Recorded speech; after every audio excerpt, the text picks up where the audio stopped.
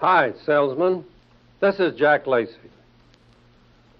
I am very proud and happy to bring you this record by my good friend Red Motley. I am sure it will stimulate and enthuse you, add to your selling power, and help you increase your income. This speech, "Nothing Happens Until Somebody Sells Something," was made by Red in Richmond, Virginia, to an audience of 2,000 salesmen while we were on a barnstorming trip together through the South. Red is one of the greatest salesmen I have ever known. He is also one of the most dedicated men in his devotion and efforts to make the world a better place for us salesmen to live in. I have watched and studied Red for more than 30 years. I have had the opportunity to work with him on scores of programs. Among others, we put on the first of the big sales rallies before one of the largest groups of salesmen ever assembled. There were more than 8,000 salesmen in the audience. We also conducted a rally together in Carnegie Hall. I think this is the first and the only time that salesmen ever spoke on the platform of that great institution. Red always fills us salesmen with enthusiasm and makes us tremendously proud of the fact that we are salesmen. I am sure that this record will do the same for you. Red was the first man ever to receive the Oscar from the National Sales Executives as America's Outstanding Salesman. When Red talks to you about selling, he is not reporting something that he has seen somebody do. He is telling you things that he has actually done himself. He is a very great salesman with the unusual ability of being able to pass his ideas and enthusiasm on to you and others.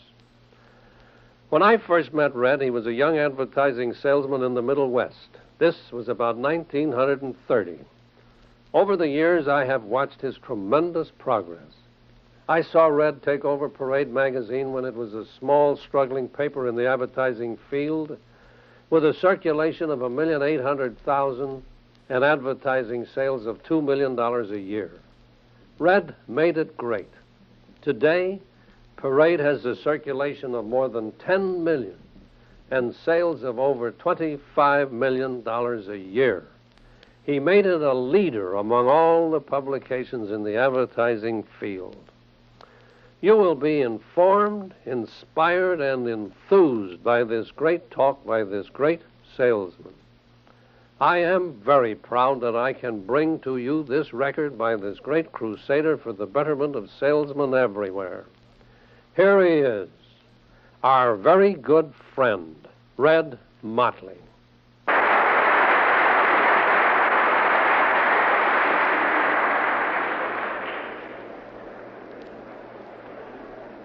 I was delighted to come down here tonight with Jack Lacey. Last night we were in Norfolk. Tomorrow night we're going to be in Greensboro, and Thursday night we're going to be in Winston-Salem. Jack and I are here because we believe that what you and we do for a living is important. And I'm delighted to come down here with Jack and talk to you men and women. I'm delighted because I believe that anybody in selling or distribution ought to be willing to plow back a little of his own time and his own money into the activities of our profession, the profession of selling.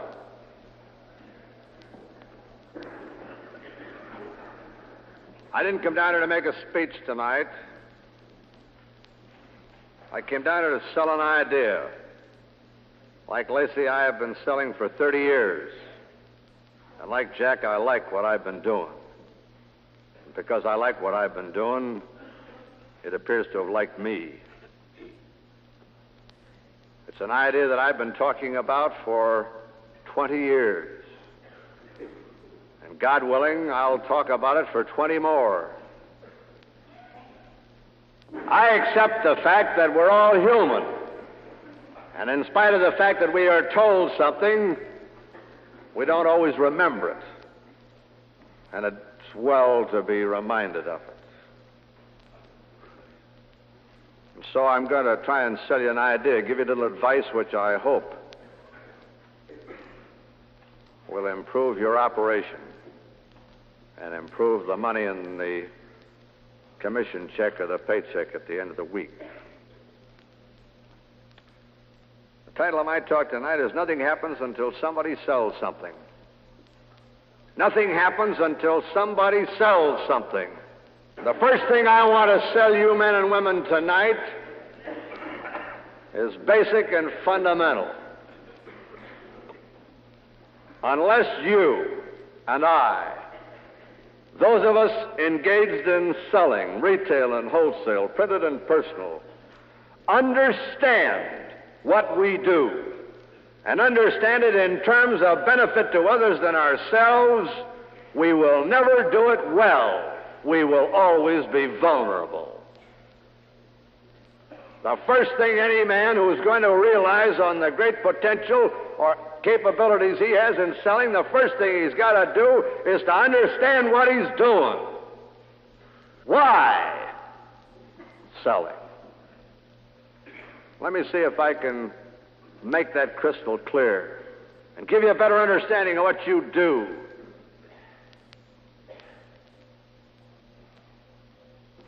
A lot of people talk about filling needs.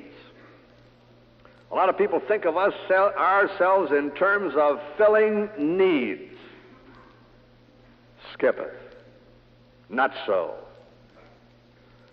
We haven't been a needy people for 50 years in this country. We're a prosperous people. We're not a needy people. We're not engaged in filling needs. We're engaged in something far more important than that. We're engaged in making people want things. We're want creators, not need fillers. Think of yourselves in terms of the most important people in America. Because this want-creating process, which we as salespeople understand, is the fundamental motivating power behind all progress in all fields. My grandmother died at age 85 in the city of Minneapolis. She never owned a vacuum cleaner in her life, but her floor was so clean you could eat off it. My mother owned a vacuum cleaner, not because she was smarter than her mother or because the Motleys had any money, because we didn't. She owned that vacuum cleaner because a lot of salespeople rang that doorbell out on Pleasant Avenue so many times, pushed their way through that screen door so often, demonstrated that rig so effectively that Mama got to wanting that thing so badly that she put the arm on the old man to get the down payment up, and she kept it there till he made every payment so they didn't take that rig away from her. That's how we've got more vacuum cleaners than all the rest of the world combined. Not because a man in Ohio invented the vacuum cleaner. He did. Funny thing, though, he went broke. Flat broke. Here was a better way for keeping floors clean. Lord knows the housewives of America needed it. But they didn't want it. And he went broke. And he took his invention to a fellow by the name of Hoover. And Hoover, doggone nearly went broke. Why? Because he couldn't get any department stores or retail stores to handle it. Because they said quite properly, nobody wants it. There's no demand for it. Why should we give it any floor space? And so he had to go out and devise his own method of distribution. And he developed a door-to-door selling technique. Today, every department store, specialty shop handles vacuum cleaners. And why? Why? Because a lot of people want them. That's why. We've got more automobiles than all the rest of the world combined. Not because we need them, but because a great automobile industry made our people want to go someplace sitting down. That's right. And they made them want it so badly that even during the last Great Depression, they would face almost eviction from their homes rather than miss a payment on the old jalopy and run the risk of repossession. And what happened? Hundreds of thousands of good jobs in Detroit and other cities manufacturing automobiles and parts, and in the oil business, and in the gasoline business, and in the garage business, and in the service business. That's the reason why we've got more good jobs than all the rest of the world combined. Let's understand that. Let's have done with all this nonsense about America having some particular patent on inventive genius or some particular excess of natural resources. The only thing in the world we've got is the greatest thing in the world. We've developed the power to make people want things they don't need. I've been married to the first and only Mrs. Motley for 22 years. And up to 2 years ago, I thought those first 20 years had been wonderful, every one of them. But 2 years ago, I began to wonder how we ever got through those first 20 years because we didn't have a mink coat. I really began to worry about that. I really did. Little dearie got to wanting a mink coat 2 years ago so badly that it was no longer a luxury, it was an absolute necessity. And I was lucky to get off buying her just the top half a jacket. What's wrong with that? What's wrong with that? What's wrong with Harper's and Vogue, those beautiful style magazines that dress up those gals in those beautiful furs so that they look at them and drool and they want them? What's wrong with a great department store like Miller & Rose right here in Richmond, putting those mannequins in the window dressed in furs and then running ads in the Richmond paper saying, come on, girls, make the down payment in August, and by January you'll have enough down on it, you can take it out and wear it while you pay for it the next 10 years. What's wrong with that? How else did we build 60 million good jobs? Some of them in trapping and processing and lining manufacturers and sewing and distribution and servicing and storage. How else? You're engaged in the most fundamental process in the world. Let's understand that process. It operates not alone in creature comforts. In the field of commerce, it operates in every field. You and I know that kids need an education. And what have we done? Why, we've built great educational factories like this one we're in here tonight, all over the land, even out in the rural areas, the great consolidated schools. We run buses into the far remote rural areas to bring the kids into the consolidated schools because we know the kid needs an education. But we're also smart enough to know that no kid ever got an education unless he wanted it. Unless some enlightened parent or teacher sold him the idea of getting in and digging for an education. There isn't a man or a woman in this room tonight but what would agree with me that the principles of Jesus Christ are needed in the world as never before in the whole Christian era.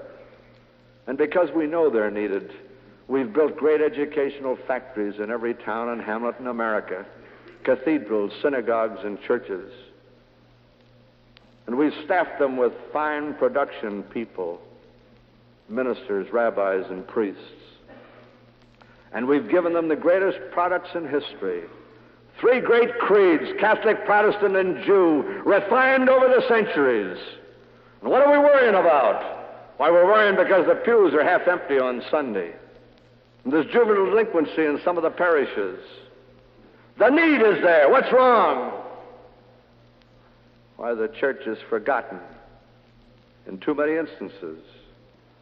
That a sanctimonious demeanor, a deep bass voice, or a turned-around collar is not enough.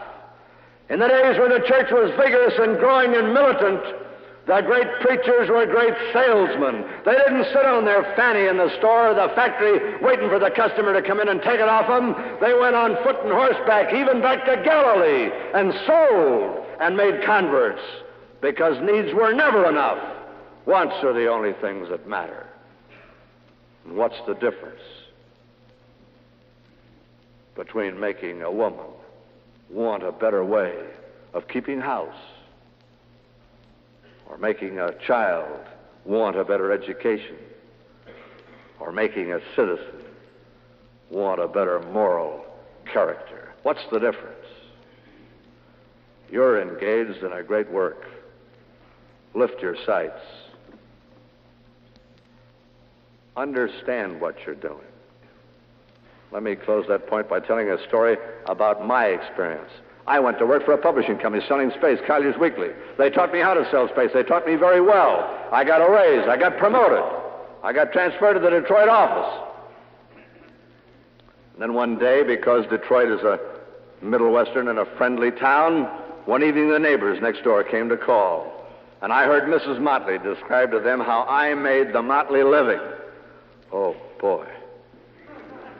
She made the James boys sound like a couple of pikers. She took out a magazine, turned to a 4-color refrigerator ad and said, my husband sells those. The woman said, that's very interesting. My wife said, do you know what they get for them? The woman said, no, I haven't any idea. My wife said, $10,000. The woman said, for how many? My wife said, just one. And the woman fainted. I looked at the thing myself and for the first time realized that I didn't know what I was doing. I know how to do it. Oh, yes, I did. But I didn't know what I was doing. I didn't know why that was important to anybody except the Motleys. I'd heard all this criticism of advertising, consumers research, and all that stuff, and I'd turn up my coat collar like this, hoping nobody would notice me because I had a nice job. It paid very well, thank you, and I didn't want there to be any change. I don't turn up my collar and sneak down the back alleys anymore, and in the 3 years following the discovery I made in 1931, I tripled my income as a salesman because for the first time I understood. I went back and discovered that a man by the name of Kelvin in 1900, the turn of the century, discovered the principle behind mechanical refrigeration. And 25 years later, in 1925, in this greatest of all markets, the United States of America, there were 3 or 4 little manufacturers, Copeland and Kelvinator, etc., making 75,000 of those mechanical ice boxes, selling them for $500 a piece, and none of them making any money. Then something happened. A couple of big guys, General Electric and General Motors with Frigidaire, got in the business. They did not build a better box, but they did something far more important. They came into Richmond and every other community in America, and they got a distributor, and he set up retailers, and they hired retail salesmen, and they hired showrooms, and they had them put a neon sign outside that said refrigeration, and they used billboards around the town, and they bought space in the local papers to tell the American housewife about this new and better method of preserving food, the protection, the waste, the elimination of spoilage. And in 1931, when this incident took place in Detroit, they're selling 2 million of those boxes. They're now $175, and even the Motleys have been able to afford one. For the first time, I knew that even Motley, this little pimple on the advertising sales fraternity in Detroit, was important.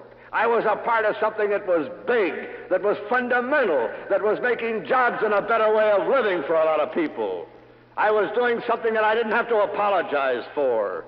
And I didn't want my family or kids to apologize either. And so I sat the little woman down, and I told her that story. When I got all through, she looked me square in the eye and said, yep, but what happened to the Iceman?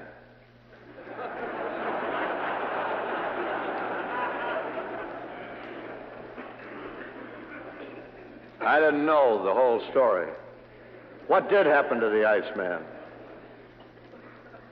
I don't think there's hardly a man or a woman in this room that knows. And you should, because it's a great American story.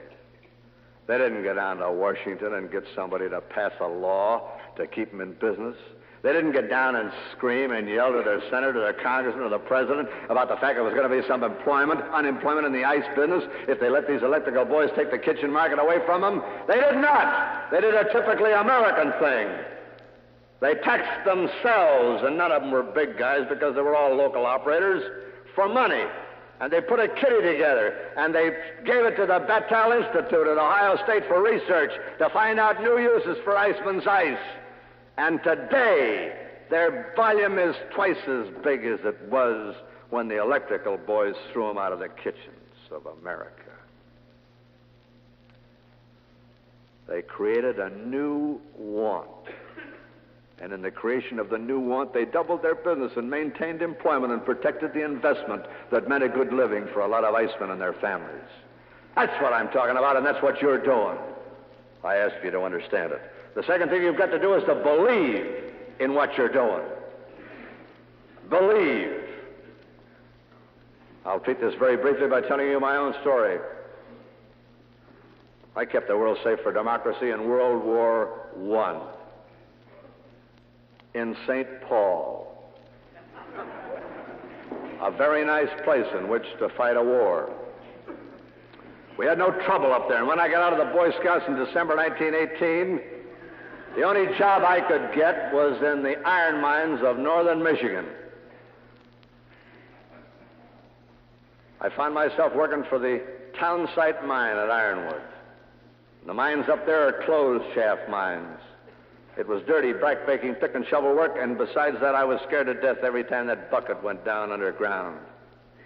At the end of about 3 months, one night in the boarding house where I stayed, I met a fat, pink-cheeked, sassy-looking guy with a white shirt on and none of that red stuff under his nails, so I knew he was no miner, and I sat down next to him to see what made him tick. And I found out that he was a zither salesman. The old chick sales lap harp. He bought them for $5 from a wholesale house in Chicago. He never got less than $10 down, so he couldn't lose if he never collected another dime. It seemed like a wonderful idea to me.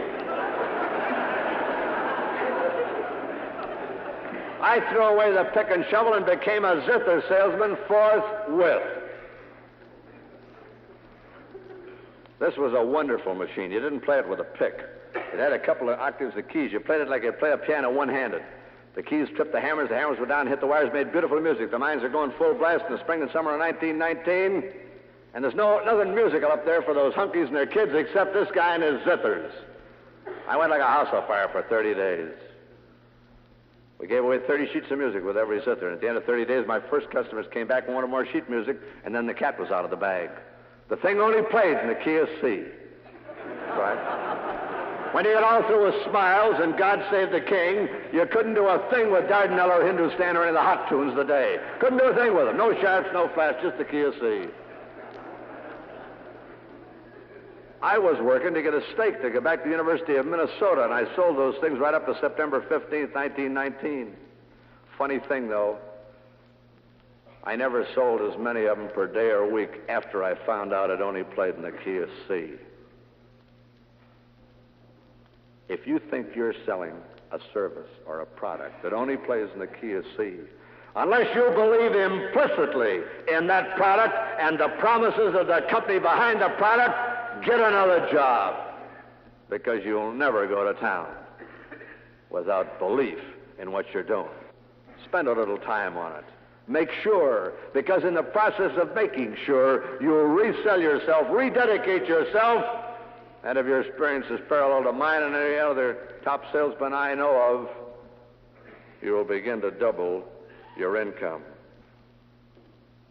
And the third thing a good professional salesman has got to think of and remember at all times is the fact that because this is a profession, you're never through.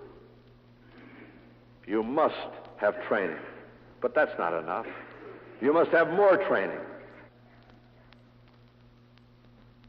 Professional. You heard me use that word. 3 things if you're going to be a pro. Understand what you're doing in terms of benefits for others than yourself and your immediate superior. Belief in the product and the company that you represent, and that takes some thought and some figuring. And the acceptance of the fact, like any good professional man accepts the fact that he's never through. That's what I mean by being a professional. And how do you find out whether you're a professional? I'll give you a simple test. How do you act when you're not selling? Let me illustrate what I mean, and watch for this. If you're a professional salesman, you're a salesman 24 hours a day, 7 days a week. You don't just put it on when you get the body in front of the prospect and take it off when you leave his office. You don't put it on at 9 and take it off at 5. You're a salesman all the time. You eat, live, drink, sleep, and thrill to the prospect of being a want creator, which is the fundamental motivating force behind all human progress. But how do you know you're a pro? What do you do when you aren't actually selling? Let me tell you my story. This is how I discovered I was a pro. Please turn the record to side 2. In 1944, I was traveling around the United States of America for the Committee for Economic Development. They were a local business committee. They had one of them here in Richmond. We had them all over the country, 2,300 committees. We got businessmen to get together to organize to find out where they were before the war, where they were during the war, where they'd be employment-wise after the war. And I'd been up in Rome, New York, organizing the town. They drove me at midnight down to Utica, where I was to catch a train for Boston. I had a meeting there the next morning. I'm tired. And in my hot little hand, I've got the most wonderful thing in the world in those days, because people were sitting on suitcases in the aisles and trains. I had a Pullman stub that entitled me to a single bedroom. The train's an hour and a half late. When I get on, I dig up the little Pullman conductor. Must have been 85 years old. They probably brought him out of retirement. He didn't go 5 feet with his Adlers on. And I gave him the thing, and he looked at it and busted out laughing. I'd looked at that thing 8 or 10 times while I was walking around the station in Utica. I didn't see any jokes printed on it. I'm tired. What I have time for levity. But I'm a want creator. I'm a pro. And I didn't get indignant. I didn't throw my weight around. I did what any good want creator would normally, naturally, instinctively do. I said to him, I haven't had a good laugh all day. Tell me, what's so funny? Well, he said, there's a guy got on in Buffalo that thought he had that bedroom, too. And he said, oddly enough, he said, there's been a guy sound asleep in there since Toronto, where the car started. Very funny, very funny. Then I really knew I was a pro as I look back on it now, because instead of blowing my stack, I bought it. The government priority that got it for me and said I was entitled to it. I didn't start to throw my weight around. I knew that little guy was the only guy in the world that could get me horizontal between Utica and Boston, and I had to sell him.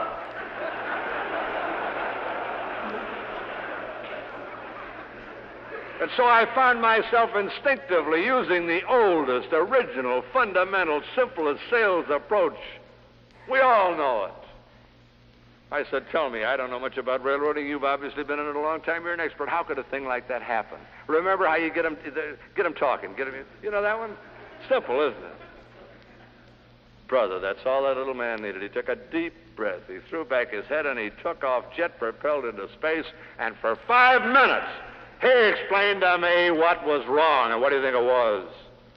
Women. Women in railroading. Had no place in it. And he went on. He finally runs out of breath.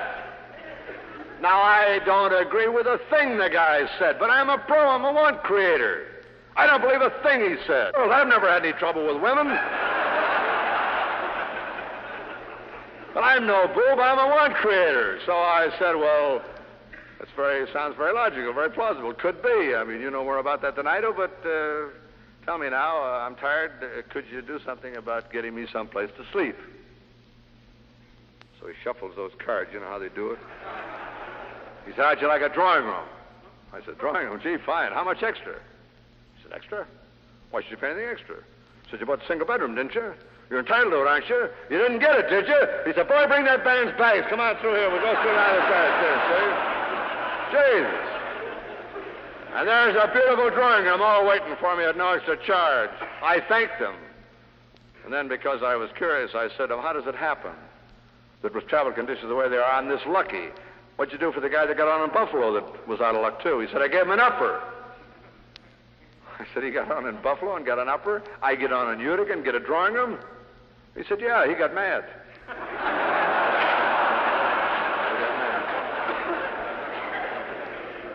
He was no want creator.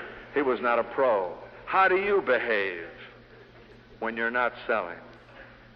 That's the test of being a pro. The professional want creator uses common sense. Now that sounds very simple, doesn't it? But I'm going to talk to you now for about 5 minutes because I hope to make you so self-conscious that as you go about your job tomorrow and the day after and the day after that, you're going to remember some of these nonsensical things that good salespeople do because they're not pros. It's just common sense that everything we do is selling, but the average salesman doesn't understand that. He doesn't understand, this is unfortunate, that everything is selling. He doesn't understand that when a department store sends their delivery people out with clean, well-pressed uniforms, they're selling. That's the reason why a lot of salesmen aren't careful about their appearance. The spots on their suit, the lack of press in the pants, or the frayed cuffs, or the dirty linen. A lot of them don't understand. The telephone company, the greatest monopoly of all time, and one that's under least fire from the government or the public, spent millions of dollars doing what? Why, trying to put a smile in the voice of the operator that you and I never see, because that's selling. And why? Why, because they've so changed the conduct of those unseen voices that today you can get a wrong number, you have to wait for a long-distance call, you can blow your stack, you can curse them out. You can't pick a fight with those dames anymore. No back talk. That's right, isn't it? Remember the change? They spent millions of dollars. Why? Because that's selling. They know that's selling. A purchasing agent, if he's any good as a salesman, the good ones are bound to be salesmen. A purchasing agent that's a good one doesn't sit there like a great stone face saying no, no, no, no to the salesman. What does he do? Why, he says to the salesman, look, Joe, why don't you go back to the factory and see if they can't make that out of plastic instead of metal? Because if you could engineer 3 pounds of weight out of that, we could probably use that. Or why don't you make that with the corners round instead of square? Or why don't you countersink it so the screws heads don't show? Or why don't you make it cheaper so... What's he doing? Why, he's selling the salesman the idea of going back to his factory to get something that he can buy effectively, efficiently, and economically for his employer. Everything is selling. But we've got to use common sense about it, and we don't.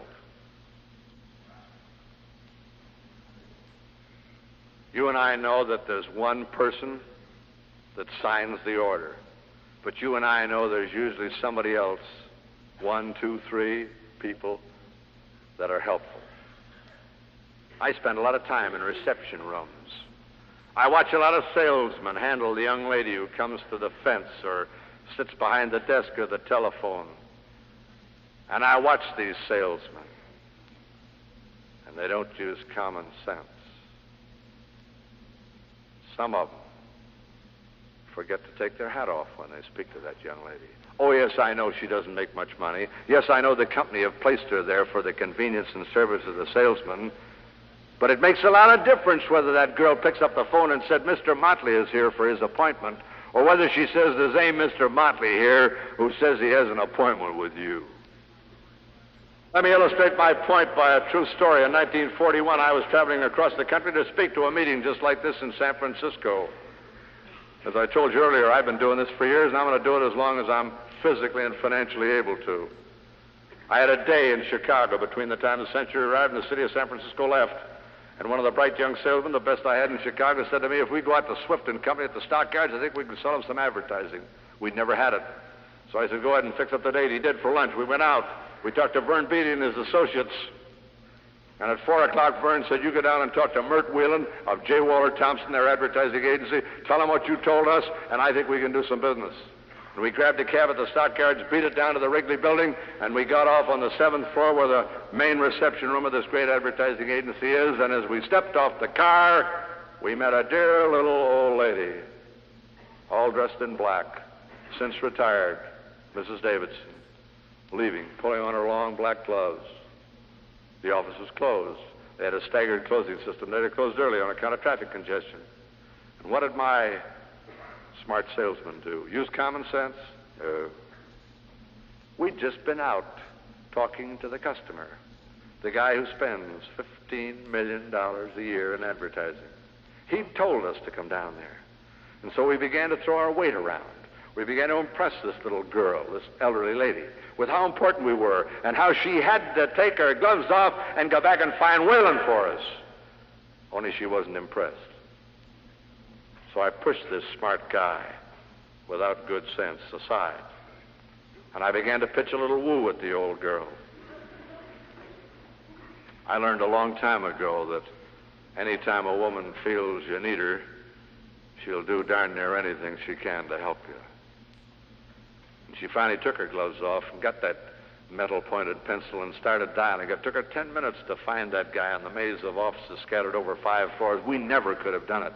We had an hour's meeting with him. I made my train for San Francisco. And when I was turning around to go back 2 days later, I got a wire from that salesman that said we had $104,000 worth of 4-color Swift advertising. Who made that sale? Motley, the smart man from the head office?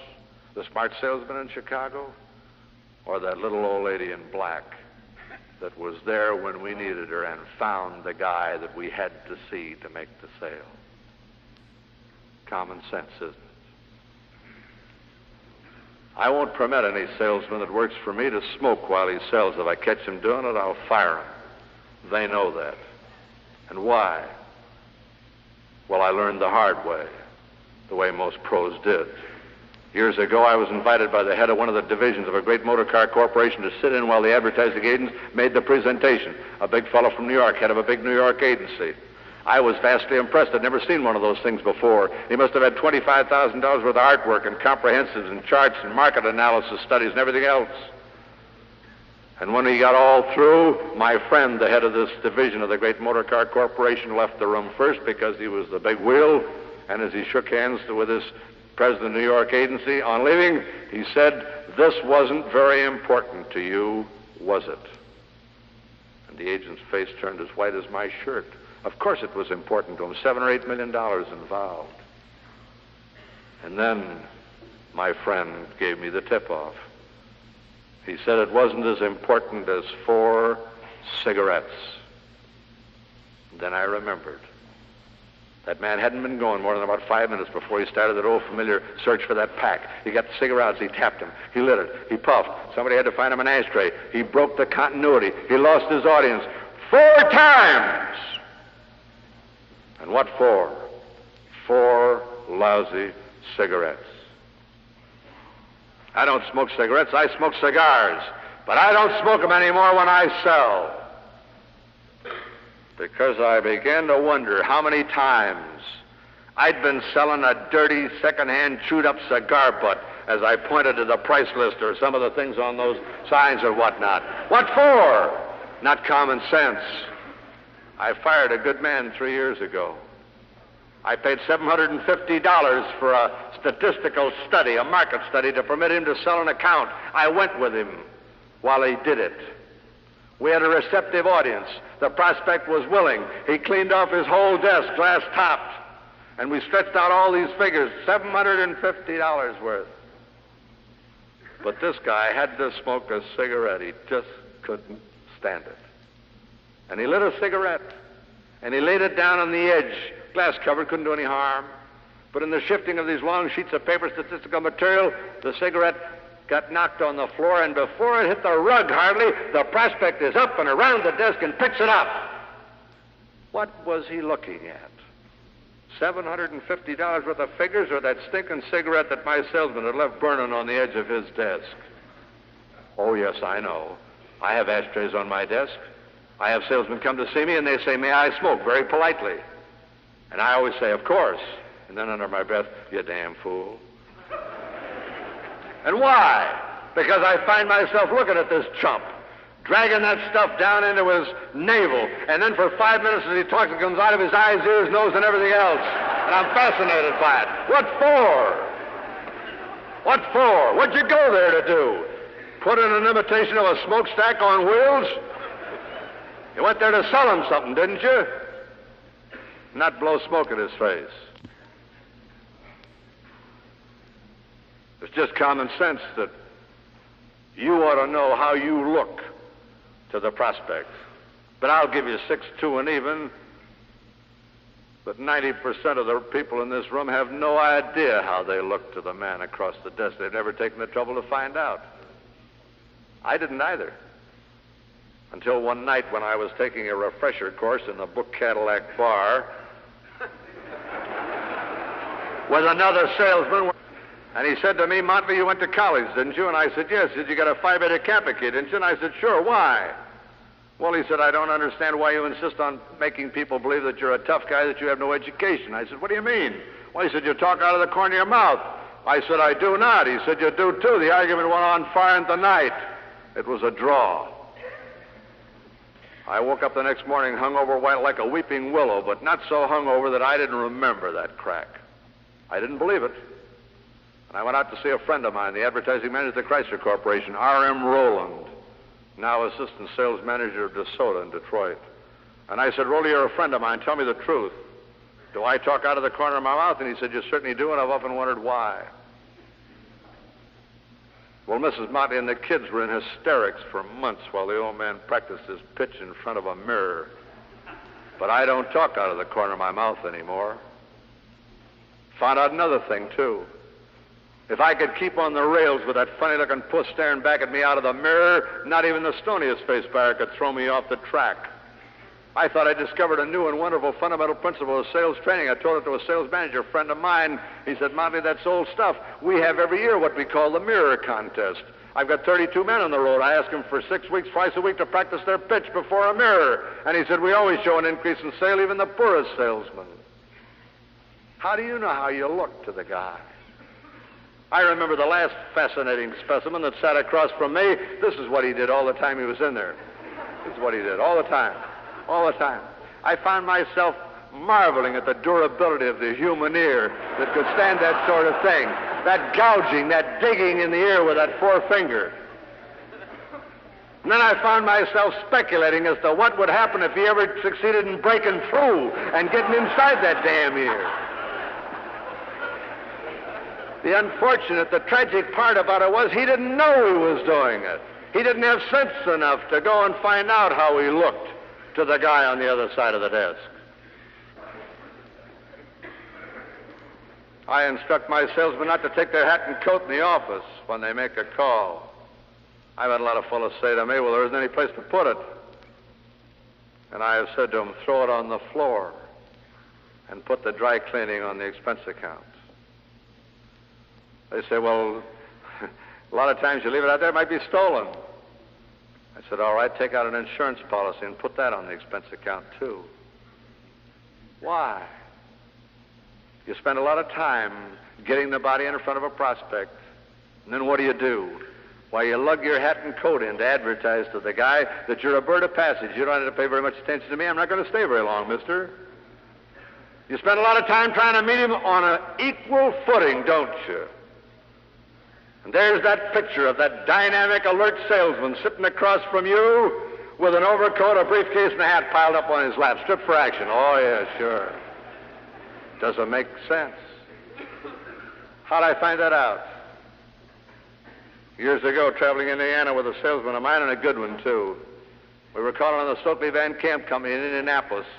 Warren Tingdale was then sales manager. When we walked in the floor below, the telephone operator was at the telephone booth. She said, Tingdale's expecting you. Go right upstairs. We did. As we walked in the outer office, two girls are pounding keys. There's no chairs, no hat racks, nothing but the tops of some filing cabinets behind, and I know they're covered that thick with dust. But I got rid of my hat and coat. But this chump I'm with didn't. He lugs them in wearing the coat. 5 minutes after I started talking to Tingdale, Tingdale turns to this guy and said, look, it's warm in here and cold outside. Don't you take your coat off? The guy said, no, I'm all right, I'm fine. 3 more times while we're in there, Tingdale stops everything and worries about this slob wearing an overcoat in a hot office. What for? Doesn't make sense, does it? Of course not.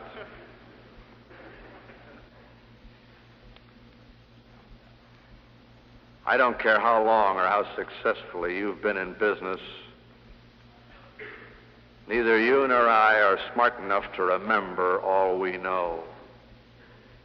Last January, as I attended a few of Jack Lacey's lectures in San Francisco, I found myself sitting next to a man 78 years old who came every year and loved it and went away refreshed and inspired.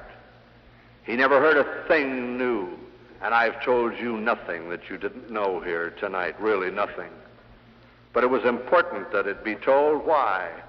Because we're not smart enough to remember all we know. Maybe you think you are, but listen to my concluding story, and then maybe you'll agree you're not. In 1940, after a successful tour of the branches, I was taken back to New York by the great corporation I worked for. They made me a vice president and a director of the company. They gave me a private office with a rug on the floor, not linoleum. They gave me 2 secretaries instead of 1. The office didn't have 1 window, it had 2 windows, so if things were bad, I had a choice of jumping. They even let me okay my own expense account. Now, you can't get any bigger in business than that. And what did I do? Why, a characteristically human thing. I decided to show these yokels in New York how we did it out in Detroit, Chicago, St. Louis, Cleveland, and whatnot. I rolled up my sleeves, picked up 3 or 4 tough accounts. One of them was the American Tobacco Company. At that time, there was a man by the name of George Washington Hill. He was the president of the company, chairman of the board, tobacco sales buyer, sales manager, advertising manager, janitor. He was the American Tobacco Company. If you didn't sell him, you didn't sell the American Tobacco Company. Now, I've told salesmen thousands of times, never let the guy get your goat no matter what he does, don't show any irritation, don't flip your wig, be cool. What did I do? I wasn't smart enough to remember what I knew. He unfolded his arms long enough to pick up a box, leather-covered, shaped like a carton of cigarettes, opened it up with some cigarettes in it, and he shoved it out at me. He didn't say, light up a lucky, have a cigarette. He wasn't polite, he was rude. And I said, no thanks. And he said, why not? And in a rather loud tone of voice, I said, I don't smoke cigarettes. And in a louder tone of voice, he said, why not? And in a still louder tone of voice, I said, I don't like cigarettes. Now, I've told salesmen thousands of times, never yell at a prospect or a customer. It just doesn't make any sense. I've read those books about how to win friends and influence people. I wasn't smart enough to remember what I knew. And then he said, don't you smoke anything? I said, yeah, I smoke cigars. He said, what kind? Oh, yeah. I've told salesmen thousands of times, never call on a prospect till you know his brand names, what he makes, his hobbies, the names of his kids. I spent 30 days getting an appointment with this guy, and I don't even know what kind of cigars he makes. So I told him the truth. I said, I smoke Anthony and Cleopatra's, and I suppose you're going to tell me they're no good. He said, not at all, we make those.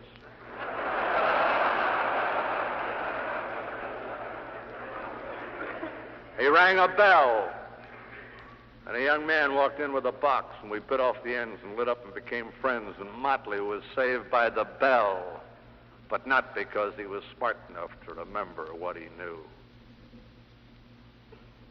This is a great profession, fundamentally important to everyone in America. It deserves a professional attitude from all of us.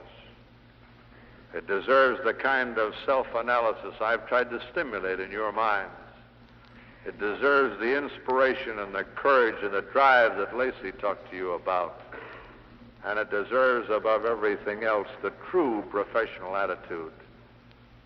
And that is the constant knowledge that no matter how good you are, you still aren't good enough. Thank you very much for listening.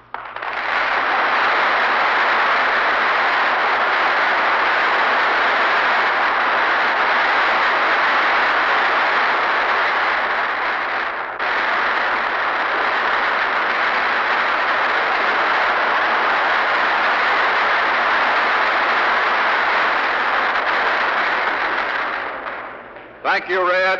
Thank you, Jack. We shall long remember the inspiration you've given us this evening, both of you, in this refresher course of one evening.